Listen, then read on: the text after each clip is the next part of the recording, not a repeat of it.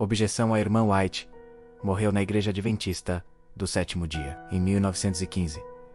A Igreja Adventista da Reforma começou em 1914. Ela não deixou a igreja, mas nela permaneceu até morrer.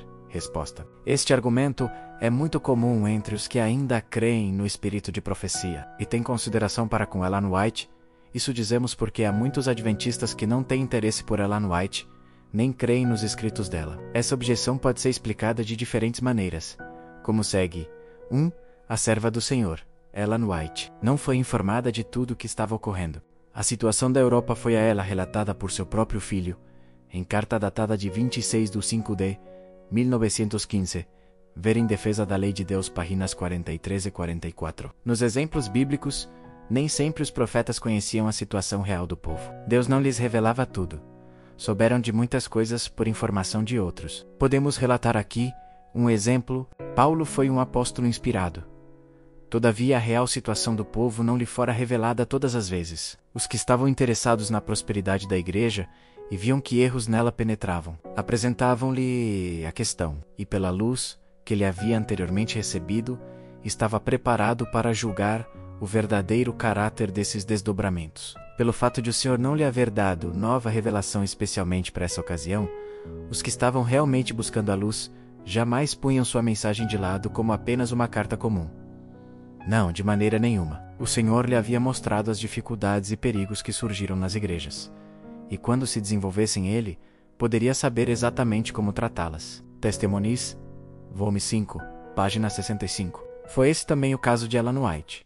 O que se precisa provar é se ela sabia da exclusão dos defensores da lei de Deus, e qual foi sua reação a esse respeito. 2.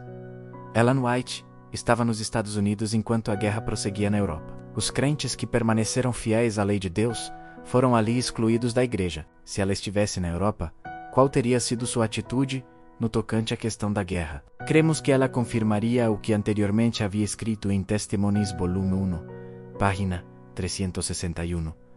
Qual seria então a reação da igreja? Ou aceitariam o conselho dela e se afastariam da guerra, ou também ela seria excluída como os outros o foram. Em seus ensinos, Ellen White foi defensora da lei de Deus e em seus escritos apoiou os poucos fiéis que foram excluídos por exaltarem a lei de Deus. Então ela se uniria ao núcleo que mais tarde se tornou o movimento de reforma. Perguntamos, por que Ellen White não escreveu alguma mensagem de condenação aos que se postaram em defesa da lei de Deus? A irmã White morreu em 16 de julho de 1913, e a Conferência Geral tomou a decisão de conceder liberdade de consciência para transgredir a lei de Deus.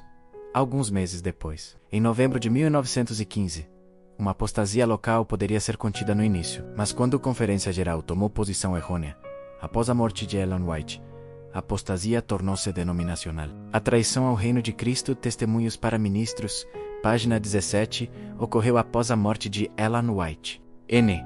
ou antes. 4. Durante os últimos 2 anos de sua vida, Ellen White não escreveu para a igreja. Sua última mensagem foi dada à Conferência Geral em 1913. Toda a luz que ela recebera para o povo de Deus já havia sido dada, no período de 1914 a 1918. Quando a igreja estava mais necessitada dos conselhos dela, Deus a fez repousar. Semelhante situação existiu no tempo do profeta Samuel. Saul havia sido rejeitado por Deus enquanto que Davi havia sido ungido rei e era perseguido por Saul. Naquele tempo de maior necessidade, Deus chamou Samuel ao repouso. Foi quando a nação era torturada por conflito interno. Quando o conselho calmo e inspirado no temor de Deus dado por Samuel se mostrava mais necessário, foi então que Deus deu repouso ao seu idoso servo. Patriarcas e Profetas, página 664. Por que o Senhor tirou Samuel quando ele era mais necessário? Por que Ellen White foi tirada quando a igreja enfrentava grande crise? A exemplo de Samuel, ela já havia cumprido sua missão. Aos que apresentam essa objeção, por que Samuel não se uniu ao grupo de Davi, mas em vez disso ficou com o povo de Saul, e com eles permaneceu até o fim, e foi sepultado por Saul? Perguntamos. Por que Guilherme Miller não se uniu aos guardadores do sábado, e sim, permaneceu na Igreja Batista até o fim de sua vida? O mesmo argumento pode ser usado pelos batistas. A Igreja Adventista do Sétimo Dia começou em 1844. Guilherme Miller morreu em 1849. se os adventistas estivessem certos, Miller a eles se haveria unido, mas não o fez. Até a sua morte pertenceu à Igreja Batista, não à Igreja Adventista. Por que ele não se uniu aos adventistas? 5. Sim, o movimento de reforma da Igreja Adventista do Sétimo Dia não se organizou em 1914.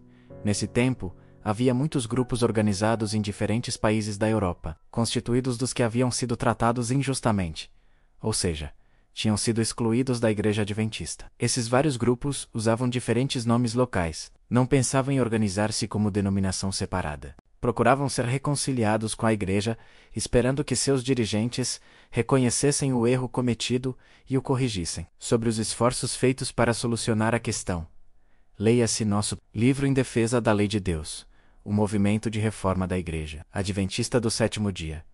Foi oficialmente fundado e proclamado como organização mundial em 1925. Nessa ocasião, foram redigidos os princípios de fé e ordem eclesiástica. Daquele ano em diante, o movimento de reforma passou a existir como um movimento mundial separado. Isso, contudo, não ocorreu sem que se houvessem esgotado todos os recursos para a reconciliação. Portanto, por ocasião da morte da irmã White, o movimento de reforma, como tal, não existia. Ela não poderia ter morrido numa igreja que não existia. Além de tudo, Ellen White fez seu último apelo para reavivamento e reforma em sua última Testemunhos para Ministros, página 514, e viu que muitos estavam respondendo ao chamado de Deus, e que um grande movimento estava ocorrendo. Testemunhos para Ministros, página 515. Que movimento poderia ser? Cremos plenamente que foi o movimento de reforma da Igreja Adventista do Sétimo Dia, em resposta ao apelo divino.